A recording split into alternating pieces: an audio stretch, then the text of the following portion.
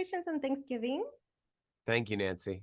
You're welcome. I love that it's rated R and for the strong, bloody horror violence. I'm very happy when I get the descriptors. I was like, yes, that's what I would read. When I go see a movie, I want to see what the descriptors are. So it's accurate. I agree. Always rated R, a plus.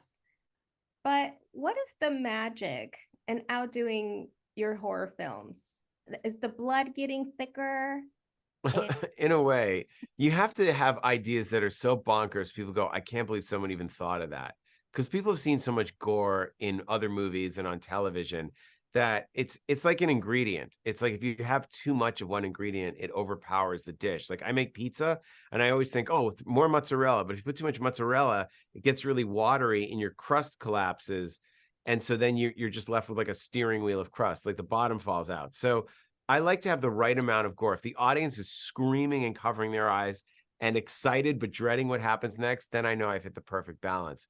But for me, it's just about coming up with stuff going, I'm competitive. So I want it to be better than anyone else's kills in any other movie. I want people to come out of it and say nobody does it the way Eli does. there were many times where I wanted to cover my face, but I just needed to keep watching. Oh, that's the best. Look, if I do the right photography, the right music, the right makeup effects, I have Academy Award winner Adrienne Moreau doing the gore, who's absolutely brilliant. But if I really do my job, no one watches the screen. They go, oh, I saw the inside of my fingers. Like the highest compliment is someone says I threw up or I couldn't watch it. That to me is like getting an Academy Award for a horror film. Well, I definitely will not be seeing a turkey the same way Thank you. after this film. Well, I want everyone's dinners to get perverted because that's what I think has happened to the holiday with all the Christmas Black Friday shopping. It used to be about being thankful and being appreciative. And now these sales have started and it's bled over. I mean, as soon as it was November 1st, my phone started blowing up with text messages, Black Friday sale, Black Friday sale. There's no Thanksgiving anymore. We go from Halloween to Black Friday. So I really wanted to comment on that in the movie. I think that we've completely lost the holiday. And you know what? I think a lot of families can relate. My family did it once. My dad left Best Buy with blood in one Wow, leg. yeah, it's real. And what's crazy, there's a sickness underneath that because it's too simple to say everybody's greedy. It's not that.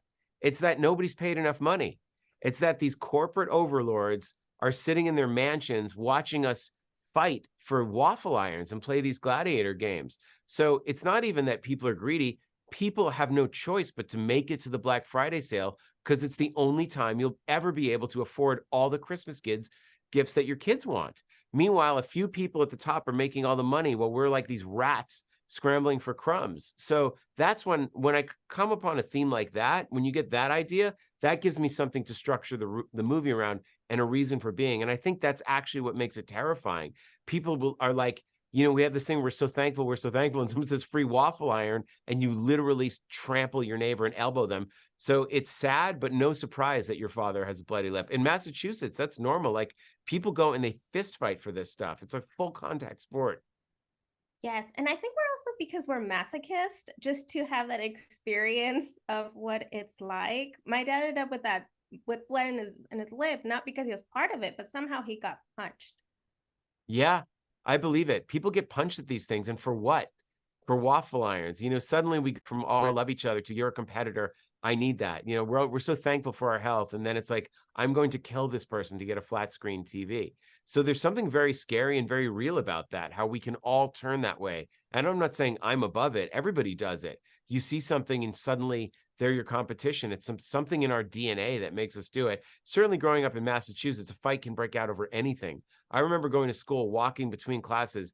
Guns weren't a problem, but you were always worried that some kid was going to throw you in the locker and beat the crap out of you because you're wearing the wrong t-shirt. So that's where everyone says, why do you make horror movies? It's like, well, grow up in Massachusetts in the 70s and 80s. You'd be making horror movies too.